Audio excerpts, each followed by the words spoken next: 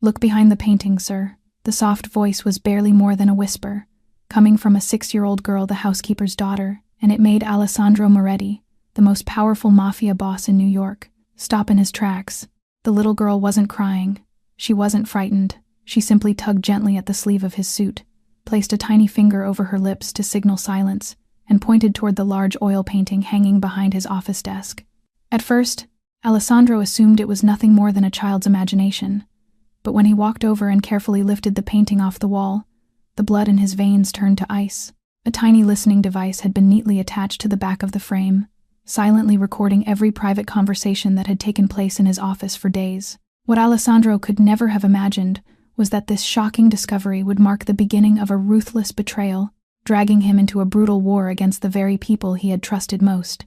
Alessandro stepped away from the wall, the frame still in his hands. He set it down on the desk carefully, as if the painting itself might shatter what remained of the evening. Then he walked past Emma to the office door and turned the lock. The soft click filled the room. He came back to the desk, peeled the listening device from the canvas backing with slow, deliberate fingers, found the switch. The tiny red signal light went dark. He placed the device face down on the mahogany, next to the tumbler of whiskey he had not touched. "Come here, little one," he said quietly. Emma stepped closer. She did not look afraid. She looked serious, the way children look when they have been carrying something too heavy for too long and are finally allowed to set it down. "Tell me exactly what you saw." From the beginning, Emma pressed her small hands together in front of her. "Yesterday, sir, I was waiting for my mother to finish. I wanted to find my blue pencil. I thought it was in the hallway near the big plant. I saw Miss Isabella come here. She was alone. She closed the door behind her." "You are sure it was her?" "Yes, sir." "You need to be very sure, Emma." "I am sure. She was wearing the red coat." Alessandro nodded once. He walked around the desk to the row of family photographs mounted on the far wall, his father, his mother, his older sister, who had died young. He lifted the middle frame from its hook and pressed his thumb against the recessed sensor in the wooden backing. A small panel slid open. Behind it, a hidden camera lens, no larger than a fingertip. Only 2 men in the world knew it was there. Him and Marco. He returned to his desk and woke the monitor.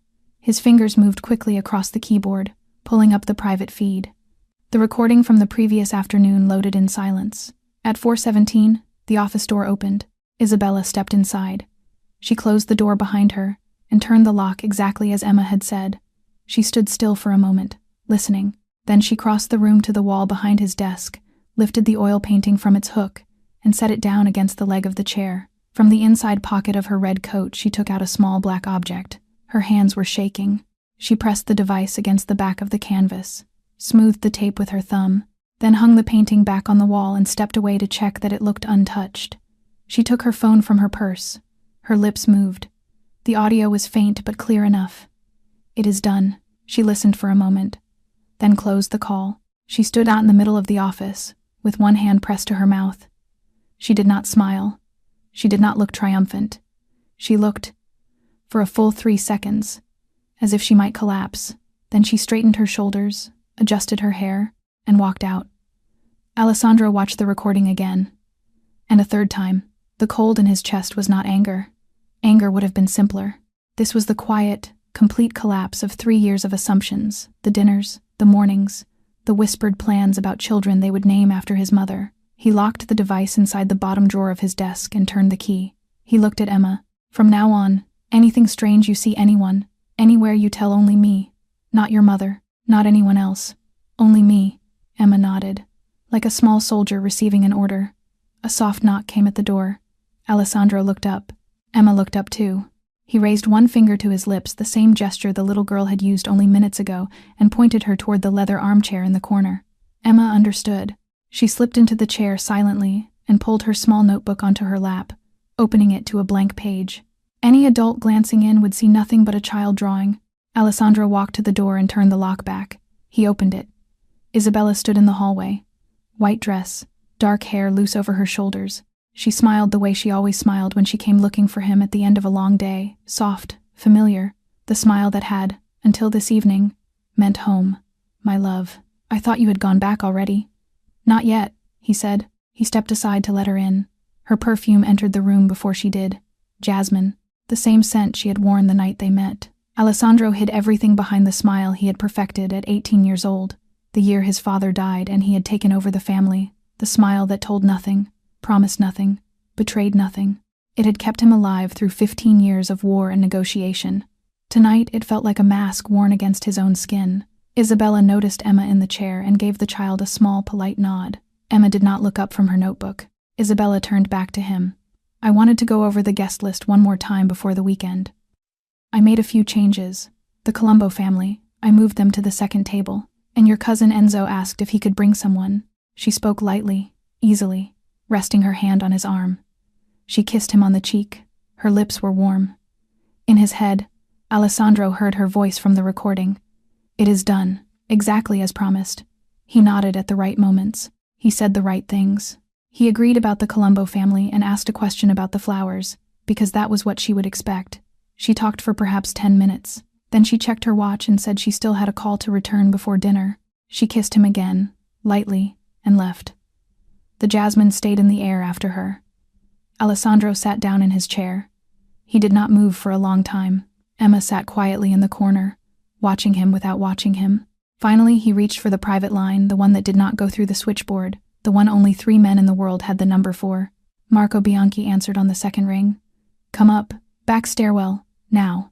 Marco arrived 11 minutes later, 52 years old, former military, silver at the temples, the kind of man who filled a doorway without meaning to. He had walked beside Alessandro for 15 years and had never once asked a question that was not necessary.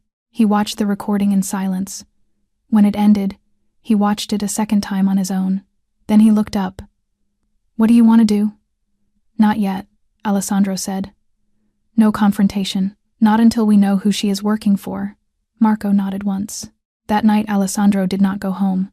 Sophia came for Emma and took her, wondering nothing aloud. Alessandro stayed at his desk long after the building emptied, watching the city burn its lights against the dark glass, thinking of a charity concert 3 years ago and a woman in a green dress who had turned her head at exactly the right moment. Alessandro came home just before dawn. The Moretti estate sat on the north shore of Long Island, an old Italian villa his grandfather had built stone by stone, in the years after the war, low and long, with a rose garden that his mother had tended until the last summer of her life, and a swimming pool that stretched the length of the south terrace. In the pale gray light before sunrise, the water looked like a sheet of iron. He showered, changed, went down to the breakfast room. Isabella was already there. She looked up from her cup when he came in and smiled. You did not come home last night. Work, he said. The meeting ran late. Did you sleep? Yes. The lie came easily. He kissed the top of her head as he passed her chair and sat down across from her. She wore a pale blue robe. Her hair was still damp from the shower.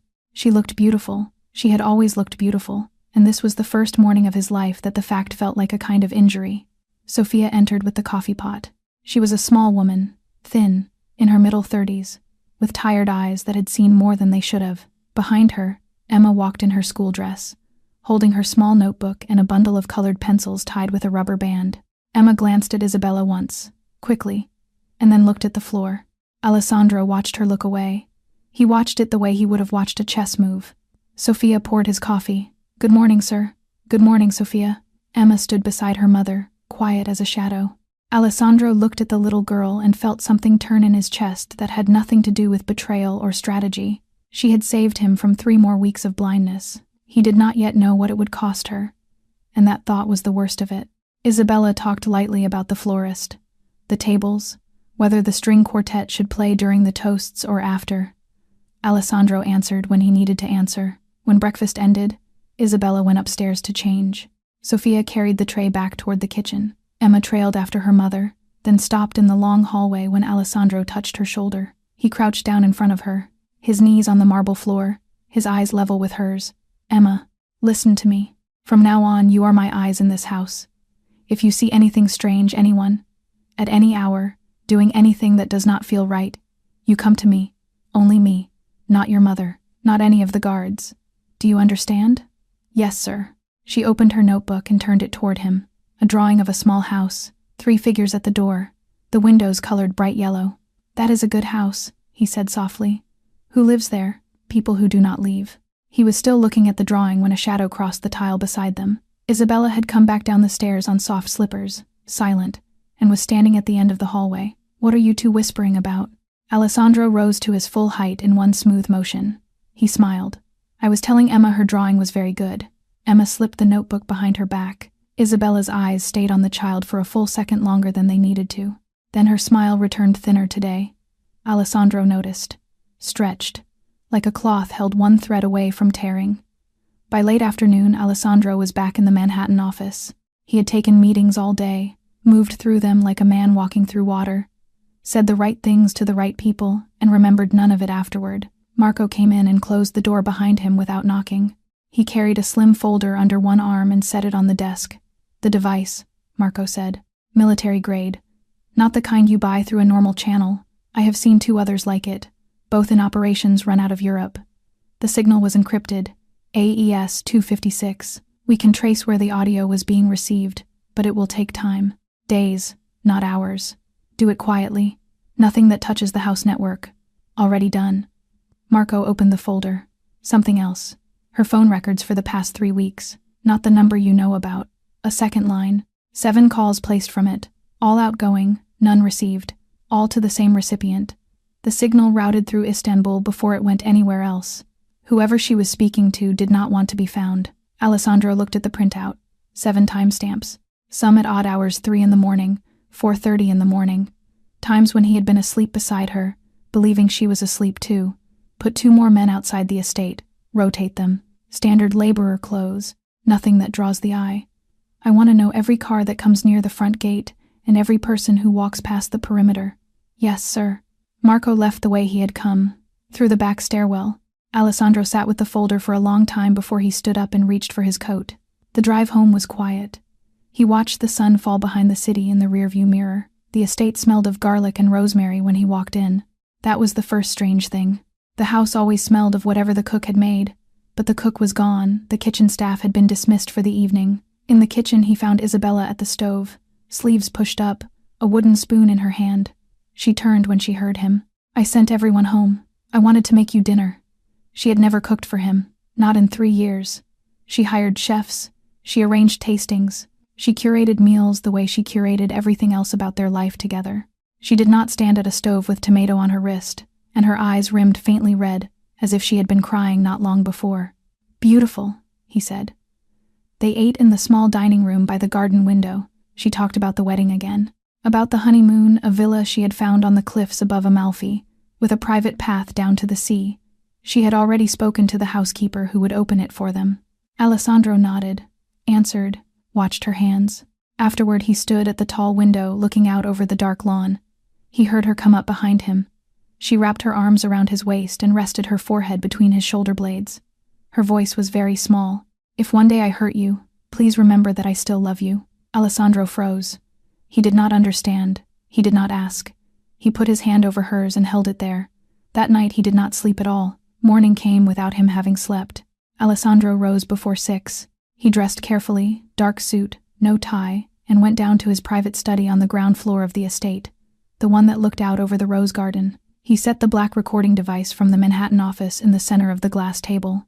He connected his laptop to the wall monitor. He cued the video. Then he sent for her. Isabella came in 10 minutes later, still in her morning robe. She saw the device on the table and the color left her face before she had taken 3 steps into the room. He closed the door behind her, turned the key in the lock, slid it into his pocket. Sit down. She did not sit. She stood in the middle of the Persian rug, both hands loose at her sides, staring at the small black object as if it were a living thing that might strike her. Alessandro pressed play. The video filled the wall. Isabella crossing his Manhattan office at 4:17, locking the door, lifting the painting, her hands shaking as she pressed the device against the canvas backing, her lips moving into the phone. It is done. Exactly as promised. She did not watch it. She closed her eyes halfway through and her knees folded beneath her. She went down onto the rug slowly, without sound, and pressed both hands flat against the carpet as if the floor were the only thing keeping her from falling further. The first sob came from somewhere deep. Yes, she said. I put it there. Why? His voice was quiet. It was the quiet that came only in the seconds before he did something that could not be undone.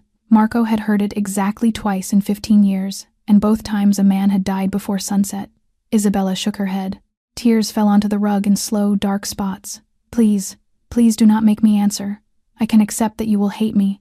I can accept anything you decide, but I cannot tell you. I cannot. Who are you working for? I cannot tell you. Who has been listening?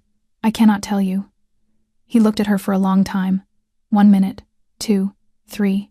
The silence in the room was heavy as stone, and Isabella did not lift her head from the floor, and Alessandro did not move from where he stood behind the glass table with his hands folded in front of him. Then he reached for the small radio in his jacket pocket and pressed the button. Marco. Study. Marco arrived in under a minute. He took in the scene without expression: the kneeling woman, the frozen video on the wall, the man behind the table. The east bedroom, Alessandro said. 2 men on the door. She does not leave. She does not use any phone. She does not speak to her family. She does not speak to anyone but me. Understood. Marco stepped forward and offered Isabella his arm. She rose slowly. She did not resist. She did not argue. At the door she turned her head and looked back at Alessandro one last time, and in that look, he could not tell whether she was begging him for mercy or offering it to him. Then she was gone. Alessandro stood alone in the study. There is a particular cruelty to betrayal from someone you love. Anger, at least, is honest.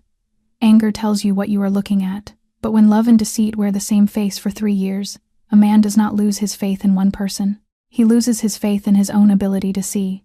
3 years of memory become 3 years of questions. Every kindness she ever showed him would now have to be examined, weighed, held against the light, and he would never be sure again which parts of her had been true. Sophia arrived at the estate that afternoon for the weekly deep cleaning of the West Wing.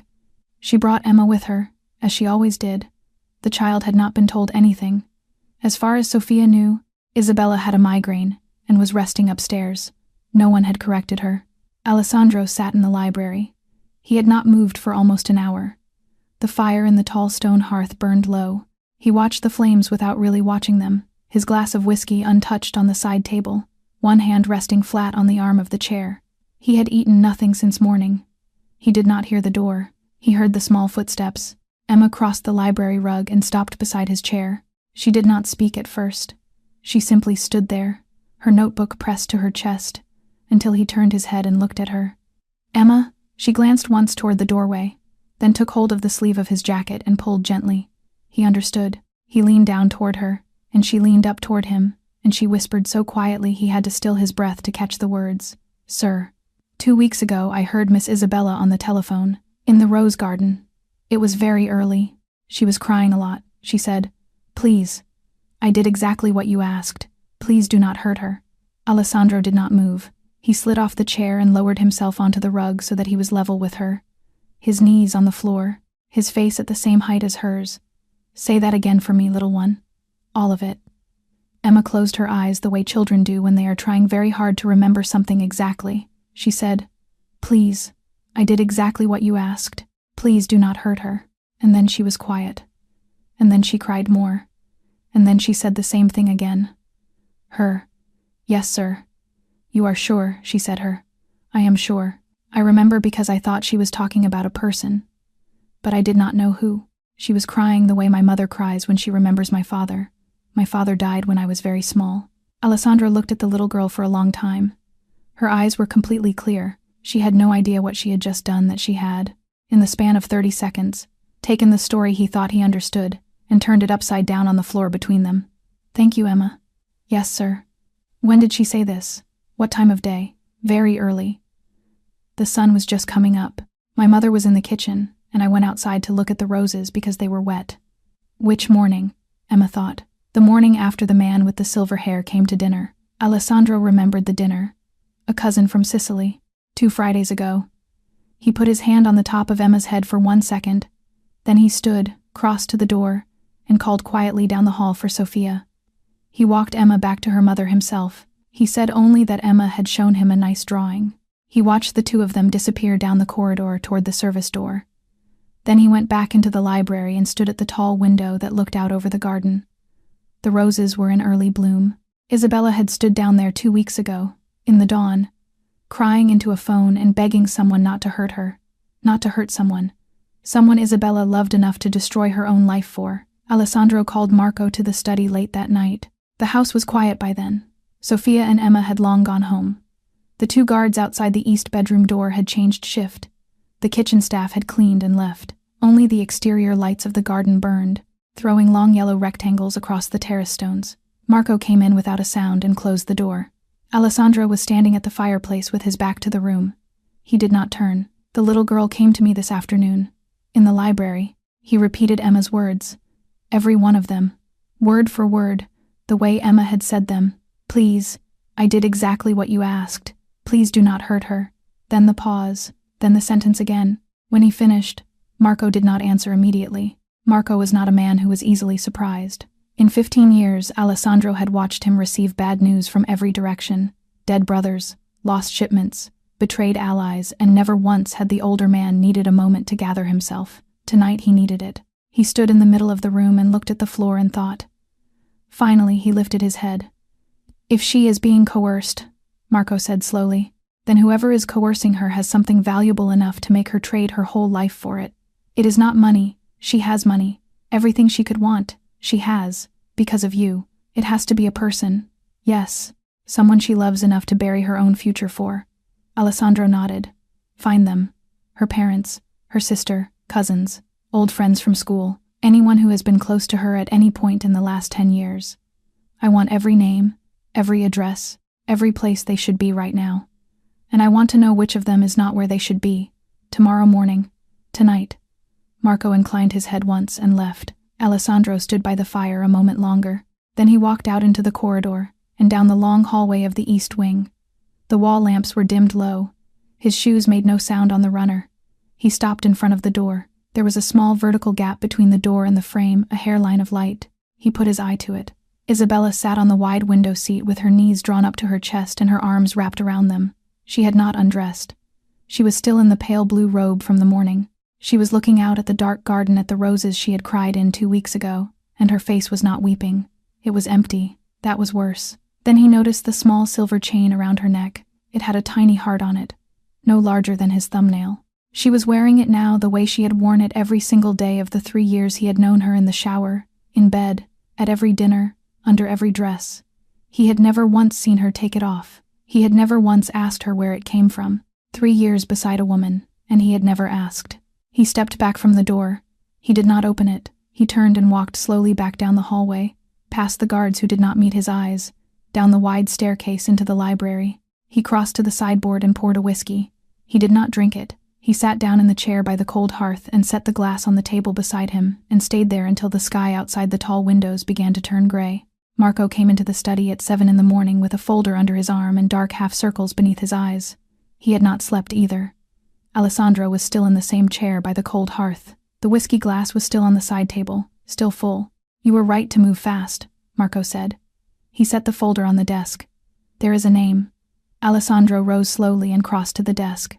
"Lucia Romano, Isabella's younger sister, 22 years old, final year student at Parsons in the fashion design program. The family says she transferred to Milano 4 months ago to finish her degree at a school there. A small program, very selective, only 12 students a year, and there is no immigration record under her name entering Italy. Not in the last 4 months, not in the last year. I checked twice. Then I had a man in Rome check for me directly. Nothing." Marco opened the folder and slid across a printed page. Her social account stopped updating on the 2nd of March. Before that, she posted almost every day sketches, fabric samples, photographs of her friends in the studio. On the 2nd of March, everything went quiet. No new posts, no new photographs. Old friends have been leaving comments asking where she is. She has not answered any of them. Phone. Her line was canceled the 1st week of March. No new number, no calls in, no calls out, no forwarding. Bank. Her personal account has not been touched since the 28th of February. She left $1,400 in it. A young woman starting a new life in Milano would have taken that money. She did not. Alessandro sat down at the desk. He put his hands flat on the wood on either side of the folder and stared at the page. The pieces began to move in his head.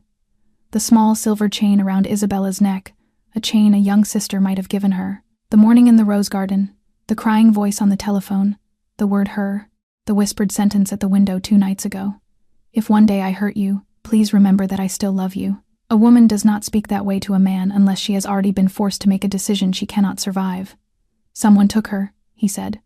"Yes, and they have been holding her for 4 months. Yes, long enough to break a person, long enough to make Isabella do anything to keep them from finishing the job. Marco did not answer. He did not need to. Who? Alessandro said. Who has the resources to grab a young woman off a street in this city and keep her hidden for 4 months without a single trace? Who has the motive to use her against Isabella? Against me? Marco reached into the folder and drew out a second page. 3 typed names. He set it in front of Alessandro. Short list. Ranked. All 3 have the capability. Only one has the recent motive. Alessandro read the first name. Vittorio De Luca, Bronx boss, 60 years old. Had been circling the Moretti port operations in Brooklyn openly for almost a year. Quiet moves at first, then bolder ones. 2 of Alessandro's dockmasters had been offered money to switch sides last autumn. Both had refused. One had been beaten in an alley 3 weeks later and had not returned to work. Alessandro remembered a dinner at a restaurant on Mulberry Street 11 months ago. Vittorio De Luca across the table from him, white tablecloth between them, a bottle of Barolo. The old man had lifted his glass, smiled with only his mouth, and said, "Every king has one weakness, Moretti. You just have not yet realized what yours is." Alessandro folded the paper in half and put it in his inside pocket. He went himself. No security, no cars behind him, only Marco at the wheel. The Romano house sat on a quiet street in the Bronx, one of the older blocks where the trees still met above the road. 2 stories. Narrow. A short set of concrete steps up to a front door painted dark green. Lace curtains at every window. A statue of the Virgin in a small niche beside the door, worn smooth at the base from decades of rosaries. Alessandro got out of the car alone. Marco stayed behind the wheel and killed the engine. He rang the bell. Rosa Romano opened the door.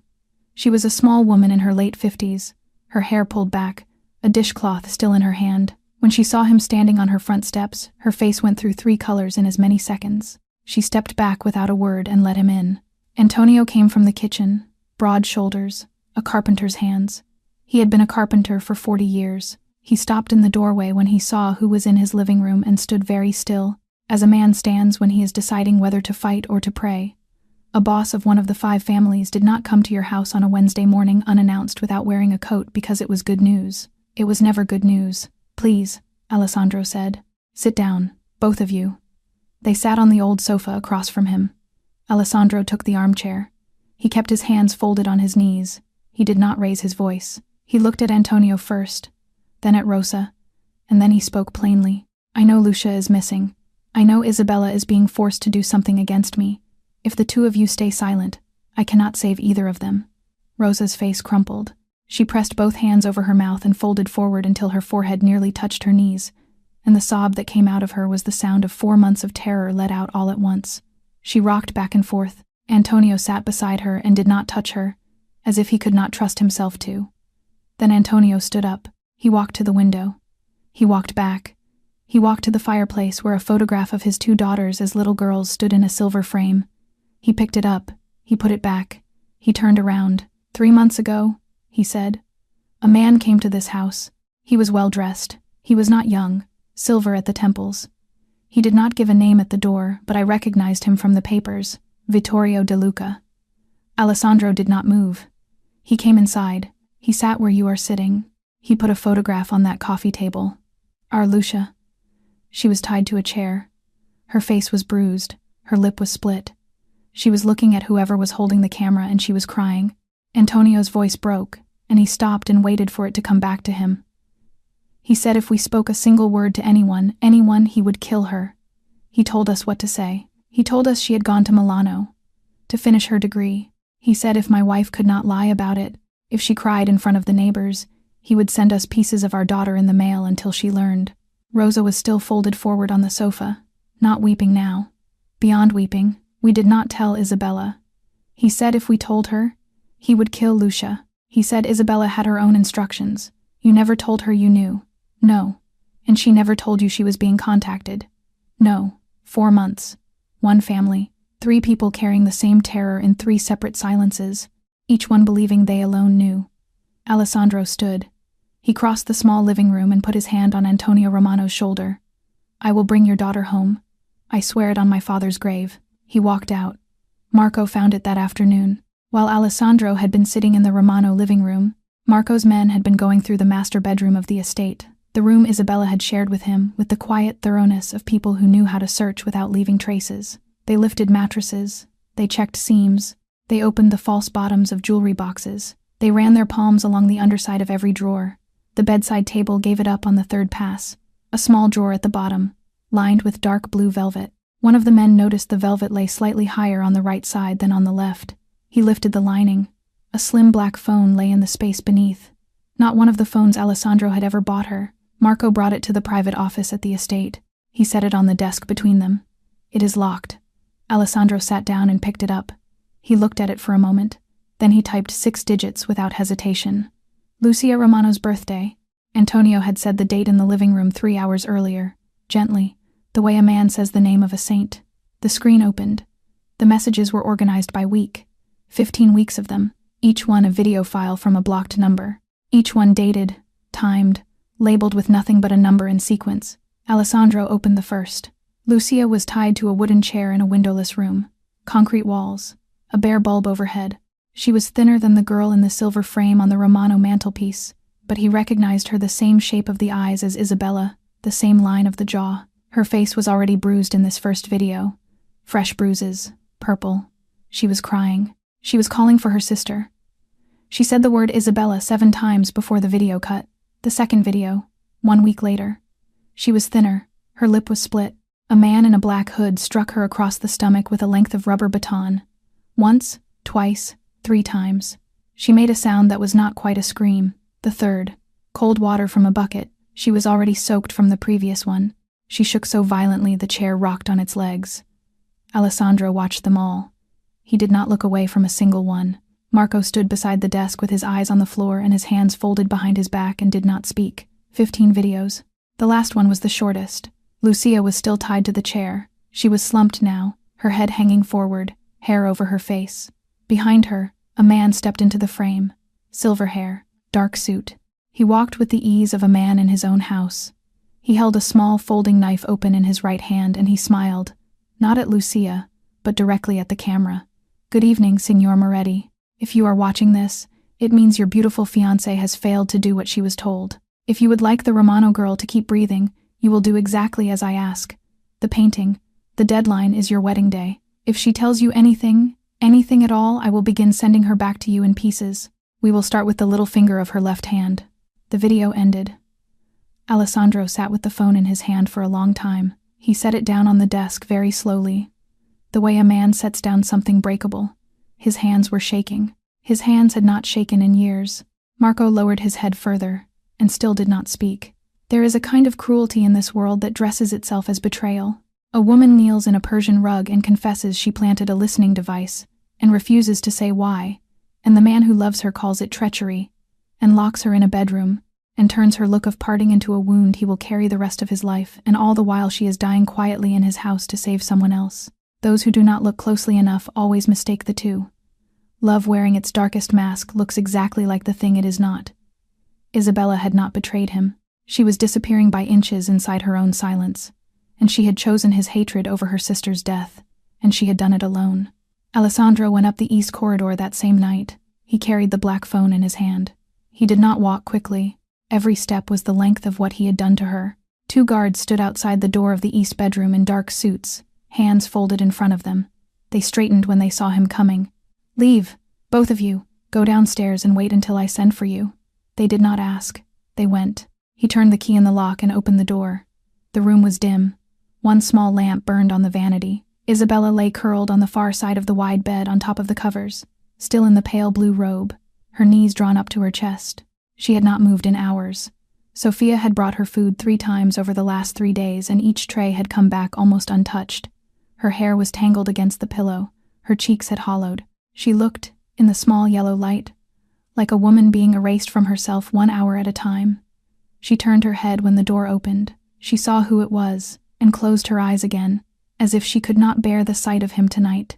Alessandro crossed the room quietly and sat down on the edge of the bed. He set the black phone on the blanket in front of her. Her eyes opened. She saw the phone. She saw the phone. Her whole body understood before her mind did. She came up off the pillow in one sharp movement, both hands over her mouth, her back against the headboard, staring at the small black rectangle as if a body had been laid on her sheets. Alessandro's voice, when he spoke, had broken somewhere he could not repair. "You do not have to be silent anymore. I know. About Lucia. About Vittorio. About all of it. Her hand stayed over her mouth for one more second. Then the 4 months came out of her all at once. She sobbed. She sobbed the way small children sob, without breath, without dignity, her whole body folding around itself. She pressed her face into her hands and rocked forward, and everything she had been holding since March came out of her in words that tumbled over each other. She told him everything. Vittorio had taken Lucia 4 months ago on a Tuesday morning outside a cafe in Brooklyn, where Lucia stopped every day for a breakfast sandwich on her way to the studio. 2 men. A dark car. It had taken less than 15 seconds. The first video had arrived on Isabella's phone 3 days later, a phone she had not owned, delivered by courier to the address of a coffee shop she used sometimes, wrapped in brown paper with her name on it. After that, a new video came every week. Always the same schedule, always worse than the one before. The instructions had come after the 3rd video. The painting behind his desk, the device we will send, before the wedding day. If she told Alessandro, they would kill Lucia. If she went to her parents, they would kill Lucia. If she went to the police, they would kill Lucia, and then her parents, and then finish with her. She had loved him. She loved him still. She could not imagine her life without him, but she could not choose him over her sister. She could not. She had known, from the first video, that she was going to lose him. She had spent 4 months preparing to be hated. She had been ready for him to lock her up, ready for him to kill her, if that was what he decided. All she had asked of the world was that Lucia be allowed to live. Alessandro rose from the edge of the bed. He pulled her into his arms and held her against his chest. For the first time in his adult life, he wept in front of another human being. His tears fell into her tangled hair. He did not try to stop them. He held her tighter and let them come. She fisted her hands in the front of his shirt. "Can you forgive me?" he whispered into her hair. "There is nothing to forgive. You loved me in the hardest way a person can love." He unlocked the door of the east bedroom and left it open behind them. They walked down the corridor together. Alessandro did not touch her, he understood. Somewhere in himself, that after 3 days of being locked away by his hand, she needed to walk out of that room on her own 2 feet, unheld. He stayed a half step behind her. At the top of the wide staircase, he told her, gently, "Take as long as you need. When you come down, Sophia will be in the kitchen." Isabella washed. She stood under the hot water for a long time. When she came down an hour later, she was in a soft gray dress, her hair combed back, her face pale but her spine straight for the first time in weeks. Sophia was in the kitchen. Alessandro had asked her to make something warm, and to make it for a person, not for a prisoner. A bowl of white bean soup with rosemary sat on the counter, steam rising off it. Sophia set the bowl on the table in front of Isabella without a word. She placed a spoon beside it. Then she rested her hand on Isabella's shoulder for the length of one breath, a small, firm pressure, the kind of touch women give each other when there is nothing to say, and she walked out. Emma stood in the doorway of the kitchen with her notebook against her chest. She did not come in. She did not speak. She only watched Isabella lift the spoon and dip it into the bowl and eat, for a moment, and then eat again. Something in the child's small face resettled. She did not know what had happened in the east bedroom over the last 3 days. She only knew that whatever it was over. She turned and went to find her mother. When Isabella had eaten what she could, Alessandro led her down the hall to his private study. He closed the door. He put both his hands on her shoulders and turned her to face him. Her eyes were still red at the edges, but clear now, awake now, present in a way they had not been for months. "I am going to bring Lucia home. I swear it on the soul of my father, and on the name of the Moretti family. Vittorio De Luca will not live through this week." Her hands came up and closed around his wrists. She held on. Then, quietly, without letting go of him, she reached up and touched the small silver heart at her throat. "This," she said. "Lucia gave this to me on the day I turned 18. We went into the city together, the 2 of us, and we walked down Mulberry Street looking in the windows. She had been saving her lunch money for a year. I chose the shop and she chose the chain. She said now we would always be together, even if we were not in the same room." She smiled at him, a tired, torn, real smile. "I have worn it every day since. It was the only piece of her I could keep close after March." Alessandro looked at the necklace. He had seen it every morning of the last 3 years, under her nightgowns, over her dresses, against her collarbone in the sunlight of 100 breakfasts. He had never once asked what it was. He lifted his fingers and touched the small silver heart with the same care he would have used on a wound. "I am sorry," he said quietly, "for every question I did not ask you." Then he stepped back. He picked up the intercom on the desk and pressed the line for the guardhouse. "Marco. Study." Marco arrived within the minute. "Call in the 40. Alessandro said. Every one of them, the men who were with my father before they were with me. Tonight. Marco looked at him, then at Isabella, then back at Alessandro. He understood. This was not business anymore. This was not territory. This was not a boss protecting a port. This was a personal war, and in a personal war there were no rules left worth keeping. Yes, sir. They gathered in the wine cellar just before midnight. The old cellar under the estate had been dug out by Alessandro's grandfather and finished by his father.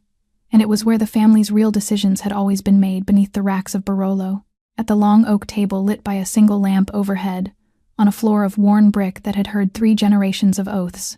Alessandro's father had planned 2 wars from that table. Alessandro had planned none, until tonight. He came down the stone steps with Marco behind him. Isabella followed, silent. She had asked to be there, and he had not refused. She wore a dark sweater and dark trousers. Her hair was pulled back. She looked like a woman who had already decided something. 4 men were waiting at the table, all of them older than Alessandro. All of them had served his father. Roberto, who ran the docks. Salvatore, who ran the Eastern cruise. Vincenzo, who had lost a brother to Vittorio's people 3 years ago, and had waited without complaint for a reason to move. Tommaso, quiet, careful, the best planner in the family. Marco unrolled the map across the oak. Red Hook, he said. Industrial park at the south end of the peninsula. 4 blocks from the water. Warehouses on all sides, half of them abandoned. Ours is here. He tapped a rectangle on the map with the end of his pen. 4 stories, concrete. It used to belong to a shipping company that went bankrupt in the 80s. Vittorio picked it up through a shell 3 years ago. It has been dark on paper ever since. Guards, 12 armed, constant. Rotation every 8 hours, 2 on the roof, 2 at the front, 4 inside the perimeter fence, 4 floating between floors.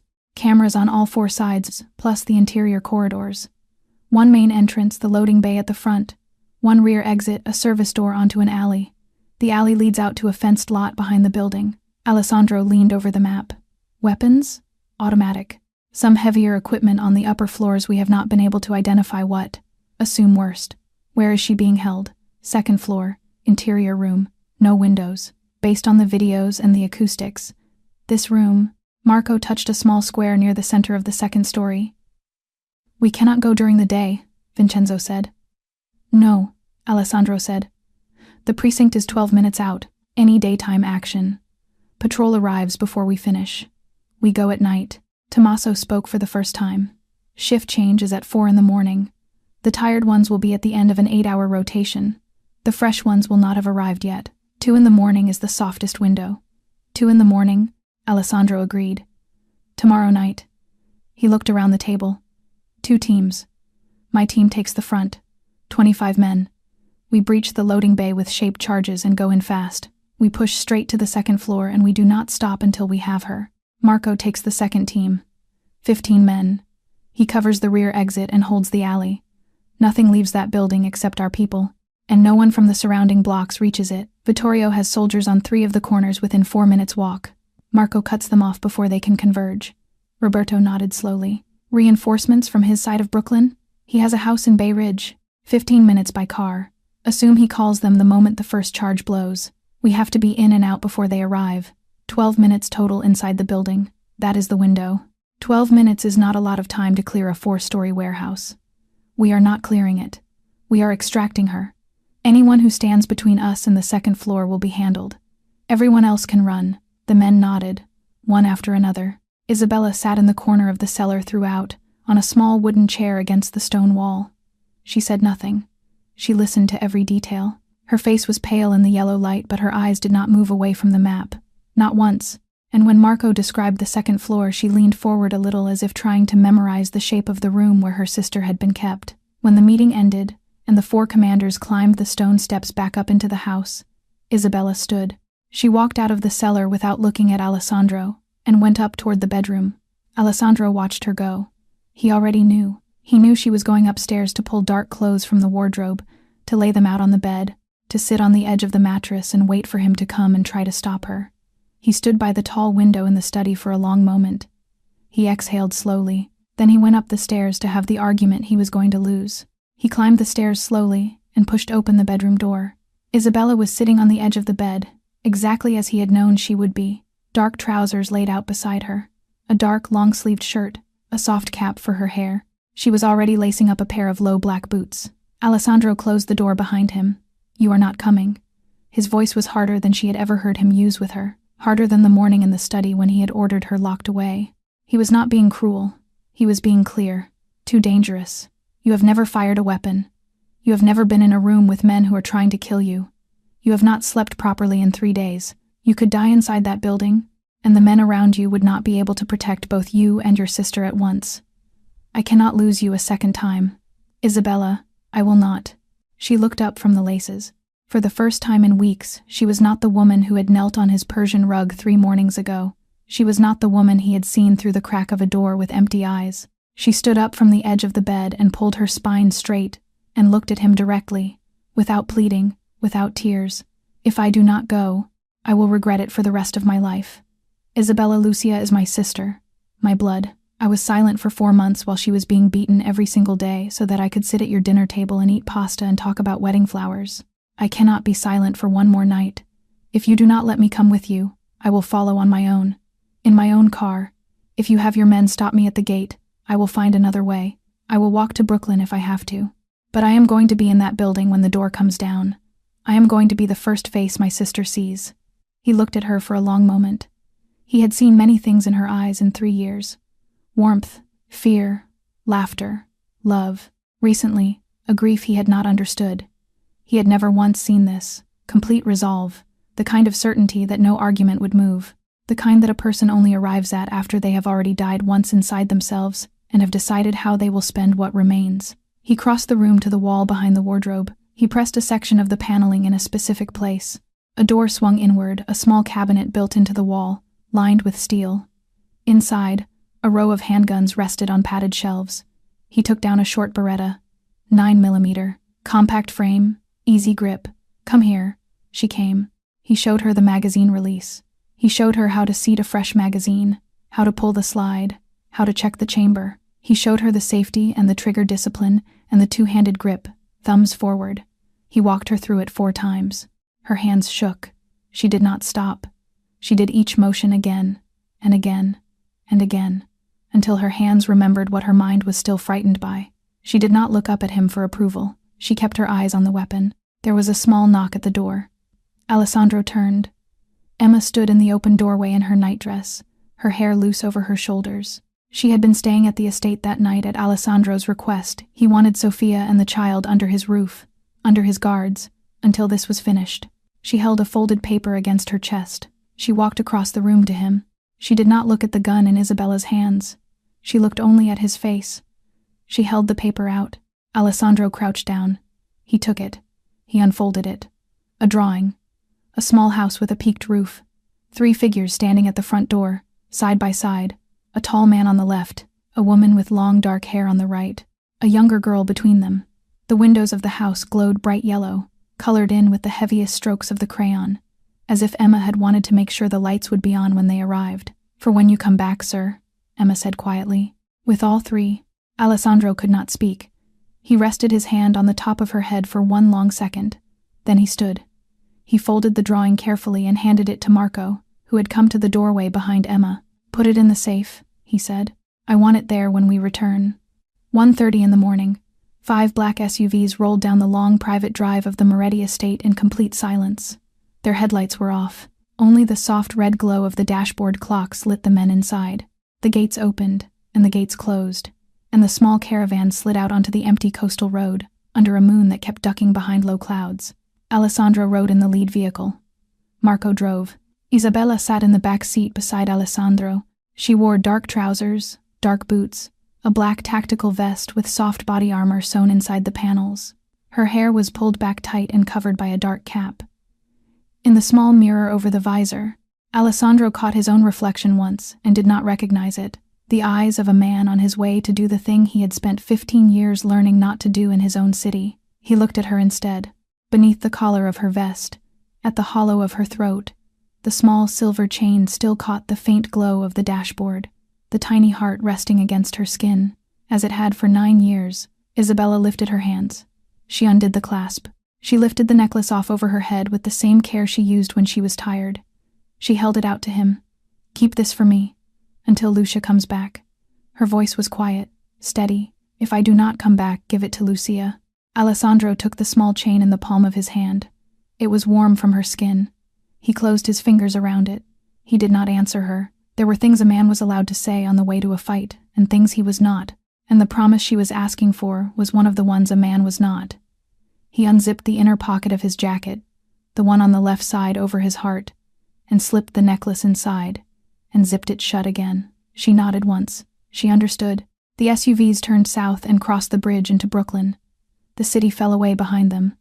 The lights got sparser. The buildings got lower and older and darker, and by 2 a.m, they were rolling through the industrial edge of Red Hook, past long block walls of corrugated steel and shuttered lots and street lamps that stood every third pole. The abandoned warehouses rose above the road on both sides like blind stone giants. There was no traffic. There was no one on the sidewalks, only a distant foghorn out on the harbor and the low hum of the tires. The caravan stopped 300 meters from the target. Marco spoke into the encrypted earpiece. "Second team, report." The answer came in one clean voice. "Second team in position. Rear alley covered. 15 men. Overwatch on both approach corners. No movement from the boss's direction. Hold." Alessandro looked at his watch. 2 minutes to 2. He turned to the men in the vehicles behind through the earpiece. His voice was low, calm, absolute. "On the charge. We move. Straight to the second floor. No one stops for anything on the ground floor except a direct threat. She is on the second floor. Extract and out. 12 minutes. 25 men slipped out of the SUVs on the near side and split into 3 groups. They moved between the shipping containers stacked in the empty lots, with the silent, low posture of men who had done this before. Black shapes cutting through blacker shadows, weapons up, communications tight. Alessandro took Isabella's hand for 1 second before they left the car. "Behind me. Always behind me. If I go down, you turn and you run back to Marco. That is the only promise I ask of you." "Yes." They stepped out. At exactly 203 minutes past midnight, 2 o'clock in the morning, and 3 minutes the shaped charges bloomed against the front-loading bay of the warehouse. The blast rolled out into the quiet street with a hard white flash, and the door came apart at its hinges and folded inward. Gunfire answered from inside almost before the smoke had risen. Fast, trained, coordinated. Not the slow rifle answer of surprised men, but the disciplined bursts of soldiers who had been waiting with their fingers already on their triggers. Vittorio's people had been ready. Someone had been ready. Alessandro clenched his jaw, drew his Glock, and moved forward into the smoke with Isabella 1 step behind him. Alessandro and the main team pushed through the ragged hole where the loading bay door had been. The corridor beyond it was low, narrow, walled in gray concrete. Fluorescent tubes flickered overhead in the smoke. The first bursts of return fire came from a defensive position 20 meters in muzzle flashes low behind an overturned steel desk. The bullets hit the concrete walls and screamed off in every direction, the sound doubling and tripling until it was one continuous roar inside the enclosed space. 2 of Alessandro's men went down in the first 30 seconds. One took a round to the chest plate and rolled sideways behind a support column, still firing. The other did not get up. Alessandro moved. He had not fought like this in 3 years, not personally. Not with a pistol in his own hand, but the body remembered what the mind had tried to set aside. He slid forward along the left wall in a low crouch. He fired twice at the first shape behind the desk, and the shape dropped. He fired once at a second man rising from a doorway on the right, and the second man fell. A third came around the far side of the desk with an automatic weapon lifting, and Alessandro put a round through his throat before the barrel finished coming level. 3 seconds. 3 men. Isabella had pressed herself flat against the concrete wall 2 meters behind him. Her back was to the cold stone. She held the Beretta in both hands the way he had shown her, thumbs forward, elbows soft, and her eyes were wet, but the tears were not falling. She was breathing the way he had told her to breathe. In through the nose, out through the mouth, steady. He looked back at her once and jerked his chin. "Behind me, wall." She nodded. They moved together up the corridor, her boots half a step behind his. 2 more of Vittorio's men stepped out of a side room on the right, 10 meters ahead. Both had rifles up. Alessandro dropped the one on the left with a double tap. The one on the right pivoted his barrel past Alessandro toward Isabella. She fired. Her first bullet went wide, into the wall beside the man's head. Her second caught him in the chest. He staggered. Her third caught him in the throat, and he went down onto one knee and then the rest of the way. Isabella stood there, both hands still on the pistol. Both hands trembling now. She stared at the body on the floor and did not move. Alessandro did not have time for it. He reached back, closed his hand around her wrist, and pulled her forward. Later. Not now. Later. She came. From somewhere above them, a cry came down through the ceiling. A woman's voice. Short, muffled by concrete, but unmistakably a scream. Cut off by something. Isabella's whole face changed. Lucia. She lunged toward the main staircase at the far end of the corridor, half running, and Alessandro caught her by the vest strap and yanked her backward as hard as he had ever pulled her toward him or away from him. A long burst of automatic fire ripped across the exact patch of floor where she would have been standing. The concrete wall above the stairway landing burst into white powder. Chips flew. The rounds kept coming. Someone with a heavy weapon was covering the main staircase from a position higher up. Not that way. His earpiece crackled. Second team is in through the rear. Marco's voice, flat and controlled. Alley is ours. No one leaves. No one reinforces. The block is sealed. I have eyes on the loading exit and the fire escape. East stairwell. East is your best move. Structural blueprint puts it clean up to 2. Alessandro pulled Isabella back down the corridor and along an intersecting hallway to the right. The east stairwell door was steel, half open. He kicked it wide and swept the space beyond with the Glock. Empty. The stairwell was dark. The only light was a small red emergency bulb every landing, no bigger than a fingertip, casting the concrete steps in a bloody twilight. Their boots sounded very loud on the metal grating. They climbed. One step at a time, Alessandro first, weapon up, angling around the turn of each landing before he committed to the next flight. Isabella one step behind, the Beretta lifted the way she had been taught, elbows soft, thumbs forward, breathing the way he had told her to breathe. The scream did not come again. They came out onto the second floor. The hallway was long and unlit, except for a single bulb burning at the far end, over a locked door. Weak weeping came through the walls in pulses not close, not far, coming from somewhere down the west corridor. Alessandro heard it before Isabella did. He signaled left with 2 fingers. They moved. The corridor ended in a heavy steel door secured by a padlock the size of a fist. There was no time to pick it. There was no time for anything. Alessandro stepped back and drove his shoulder into the door with the full weight of his body. The frame shuddered. He hit it again. The wood around the lock plate cracked. He hit it a third time and the plate tore free of the frame and the door swung inward into the dark. Isabella came through beneath his arm before he had finished sweeping the room. Lucia was in the chair, wooden, bolted to the floor. Her wrists were lashed to the arms with brown rope that had rubbed dark bruises into her skin over weeks and weeks. She wore what had once been a long dress and was now more strips of cloth than fabric. Her hair was matted against her cheek. Her mouth was cracked and dry. Her eyes were so swollen it was hard to see whether they were open at all. But she was breathing. When Isabella crossed the room and dropped to her knees in front of her, Lucia's head lifted a little on its own. Something moved in the swollen eyes. She saw her sister. She recognized her. Her mouth opened, but no sound came out. Isabella made a sound instead, a small broken noise that had no word in it. She pulled the folded knife Alessandro had pressed into her vest pocket before they left, and her hands shook so badly she almost dropped it, and she cut the rope at Lucia's right wrist, and then the left, and then the ankles. Lucia's arms came free and fell against Isabella's shoulders, and Lucia lowered her forehead onto her sister's shoulder and wept without sound, tears cutting clean lines through the dirt on her face. Isabella held her.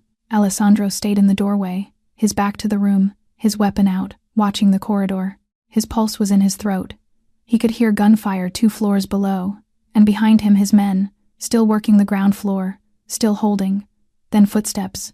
Slow footsteps at the far end of the corridor, deliberate, not running, not the panicked cadence of one of Vittorio's soldiers looking for an escape, the measured walk of a man taking his time. Vittorio De Luca stepped into the pool of light beneath the far bulb, silver hair combed back, dark suit, without a single crease, even now, even here, in the middle of his own kingdom, coming down around his shoulders. In his right hand, a Colt 1911, held loose along his thigh. When he was still 15 meters from the doorway, he lifted the barrel and pointed it at Alessandro's chest with the ease of a man aiming across a dinner table. He smiled. Only his mouth smiled. The eyes did not. Brother Moretti. Alessandro did not move. Behind him he could hear Isabella whispering to Lucia. He could not turn his head to check on either of them. I had hoped your wedding would be more entertaining than this. Vittorio took another slow step forward. You are 3 weeks early. The Romano girl must have told you everything. A pity. We could have made excellent business partners, you and I. He fired. Alessandro fired half a heartbeat later. The corridor filled with noise. The bulbs above them shattered under the pressure of the rounds. Smoke bloomed in thick blue banners. Vittorio's first shot punched through the meat of Alessandro's left arm just below the shoulder. Alessandro felt the hot line of it and did not stop moving. He put 3 rounds into Vittorio in return. One went wide. One caught the older man in the left shoulder and spun him half around. The third snapped past his head and cratered the plaster behind him. Vittorio staggered. He did not fall. His right hand still held the Colt. He backed away, one hand pressed against his shoulder, blood already blackening the dark jacket, and he turned and pushed through the door at the far end of the corridor, the rear stairwell, the one that led down to the loading yard behind the warehouse. Alessandro looked back into the room. Isabella had Lucia's arm around her shoulder. The younger sister was on her feet, barely. Her weight was almost entirely on Isabella. She was standing. Take her out, the east stairwell, down 2 flights to the ground floor and go straight across to the rear alley.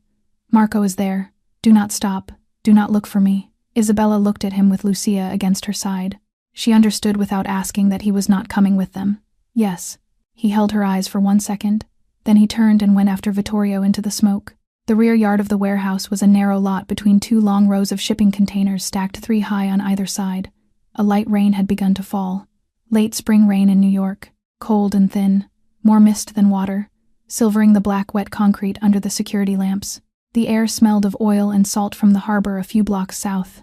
Alessandro came out the rear door of the warehouse with his weapon up. He saw the trail of blood at once, dark red drops on the wet cement, leading between the containers. He followed them. 20 meters in, the alley between the containers ended in a blank concrete wall, a service enclosure with no gate, no ladder, no way out. Vittorio De Luca stood with his back against the wall. His left shoulder was black with blood. He was breathing in short, shallow pulls. The Colt was in his right hand. He fired once at Alessandro and the round went wide. He pulled the trigger a second time, and Alessandro heard it clearly across the 10 meters between them, the dry hollow click of an empty chamber. Vittorio looked at the pistol in his hand. He looked up at Alessandro. Then he tossed the empty Colt aside. It rang against the wet concrete and skidded a meter and lay still. He raised both hands. All right, Moretti. I surrender. His voice was steadier than a bleeding man's voice should have been. You want to negotiate? I have information that is worth a great deal to you. Names, accounts. 2 people inside your own family who have been feeding me for a year. You put a bullet in me and you lose all of it. Alessandro did not lower his weapon. He advanced 1 careful step at a time. Behind him, back at the rear door of the warehouse, Isabella was coming out. She had brought Lucia across the ground floor and out to the alley behind the building, where Marco had been waiting with the second team. She had placed her sister into Marco's arms. Lucia had folded against Marco's chest without a word, and Marco had turned his coat around her shoulders. Isabella had said, I have to find him, and she had turned before Marco could stop her and gone back through the side door of the building and out into the rear yard. She came around the end of the container stack. She saw the scene from 20 meters away. Alessandro walking forward with his gun raised, Vittorio De Luca standing with both hands lifted in the rain, the empty Colt on the ground between them. Something in the back of her mind moved. A frame from one of the videos he had sent her. A moment early in the 15 weeks. Vittorio had been sitting on a metal chair speaking into the camera, and he had reached inside his jacket to check something at his ribs, and she had seen it for less than a second. A small, dark shape tucked into an inner holster sewn against the lining. A backup piece. She had noticed it at the time only because it had seemed strange to her, in that filthy room, that a man would still care about the tailoring of his suit. She could not scream.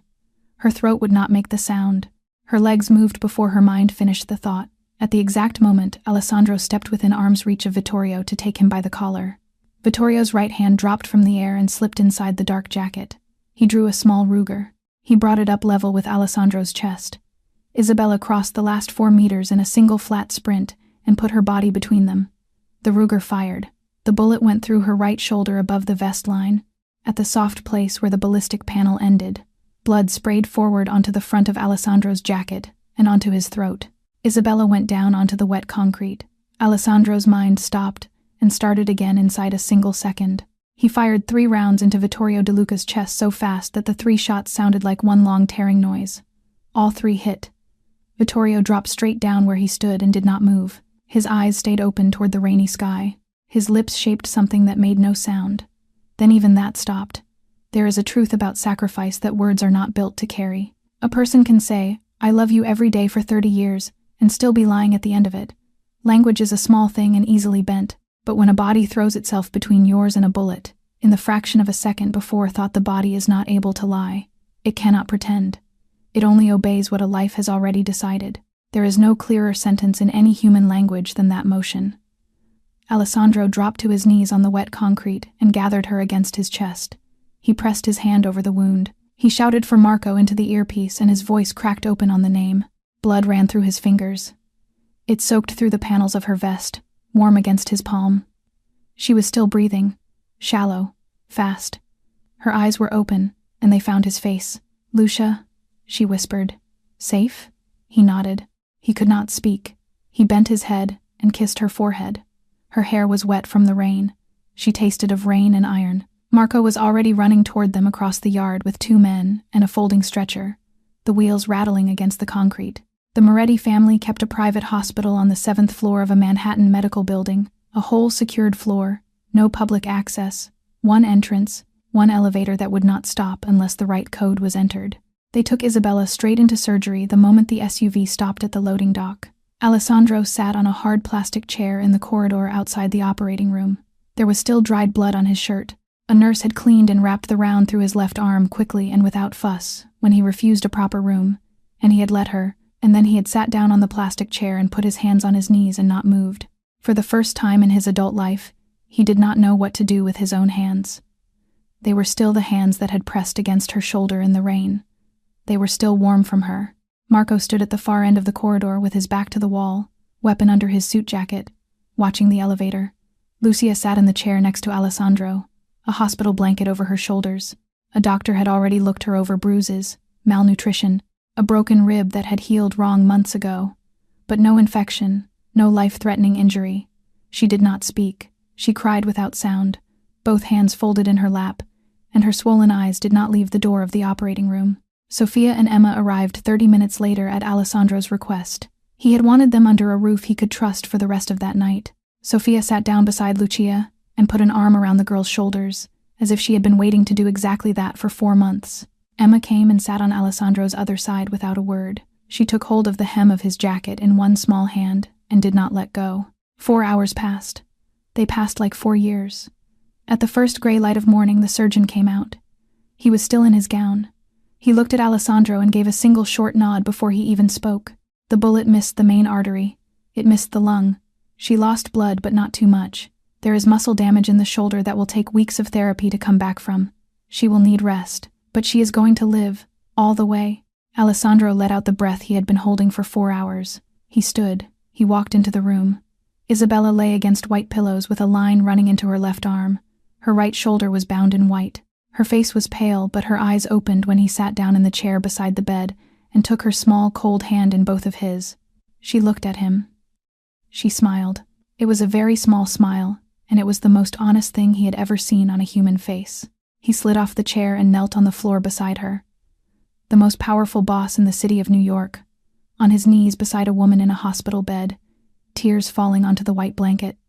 "I am sorry. I did not trust you. I locked you away for 3 days while you were dying inside for Lucia. I let you carry it alone for 4 months when I should have seen. She shook her head, slowly. Her voice was rough, but clear. "You trusted me at the end. You brought Lucia home. Those are the 2 things that matter." He reached into the inner pocket of his jacket, the one on the left over his heart. He drew out the small silver chain. The tiny heart at the end of it was dark, with dried blood along the edges. He wiped it carefully with a clean tissue from the bedside table until the silver caught the light again. Then he lifted her hair gently off the pillow and fastened the chain around her neck once more. 3 months later, they held the wedding again, in the rose garden of the estate, on a soft autumn afternoon. It was small this time, private. Only the people who had earned the right to be there. Isabella wore a simple white dress with no lace at the shoulders. The small scar on her right shoulder had almost closed, a faint pink line beneath the thin fabric. Lucia stood as her maid of honor. She had gained her weight back. Her hair was long again. Her eyes were bright, and she could laugh, and she laughed twice during the ceremony. Emma walked in front of the aisle carrying a small basket of white petals. She wore a pale yellow dress, the exact color of the windows in her drawings. Marco stood behind Alessandro as his witness, in a suit for the first time in years, his hands folded in front of him. Sophia sat in the first row of chairs with one hand pressed over her mouth and the other clenched around a handkerchief already wet. The vows were spoken beneath the trellis of roses that Alessandro's father had planted 40 years before. After the ceremony, while the reception was still going on in the garden with the sound of a string quartet drifting up through the open windows, Alessandro led Isabella upstairs to his private office, the office where everything had begun. The old oil painting was gone from the wall behind the desk. In its place, framed in dark walnut, hung Emma's drawing. The small house with the peaked roof, the 3 figures at the front door, a tall man, a woman with long dark hair, a younger girl between them, the windows glowing bright yellow, colored in with the heaviest strokes of the crayon. The exact place where a listening device had once been taped against canvas now held the symbol of a family that had been saved. Alessandro sat down in the leather chair behind the desk. The same chair. He looked out through the tall glass at the lights of Manhattan burning in the early evening, exactly as they had burned the night this story began. The office door opened softly. Isabella came in, not with the practiced smile of a woman hiding fear. She was carrying 2 glasses of red wine, and when she sat down in the chair across from him and set one in front of him, her eyes were finally, completely, her own. She did not say anything. He did not say anything. They watched the city together. If this story touched something in your heart tonight, please take a moment to think about what you just watched, because it carries something worth carrying. Sometimes the most invisible people in a room, a 6-year-old girl sitting on a hallway floor with a notebook, a housekeeper's daughter no one bothers to notice, are the ones who see the truth most clearly. The powerful miss it because they are looking at power. The quiet ones see it because they are only looking. And sometimes the thing that looks the most like betrayal is love wearing the hardest mask it has ever had to wear. Love that has been forced into silence to protect someone else. Love that would rather be hated than allow the person it cannot save to be harmed. Those who do not look closely will always mistake one for the other. Those who look closely and listen kindly and choose to trust before it is easy, those are the ones who bring their people home. Now we would love to hear from you. If you had to choose between the person you love the most in the world and someone from your own family, and you were forbidden from ever explaining why, what would you do? Have you ever misjudged someone in your own life, only to discover later that what looked like betrayal was really love in disguise? Please share your thoughts with us in the comments below, and let us know where in the world you are watching from tonight, because every voice in this community matters, and every story shared helps someone else feel a little less alone. If this video touched your heart, please tap the like button, share it with someone you care about, and subscribe to our channel so you do not miss the emotional stories we bring you every day. Your support is what allows us to keep telling stories like this one. We wish every single one of you who is watching this video good health, a peaceful heart, a home filled with warm light, and days that treat you gently. Take care of the people you love, and take care of yourself. And remember to look closely at the quiet ones around you, because sometimes they are the ones carrying the most. Goodbye for now, and we will see you again in the next video.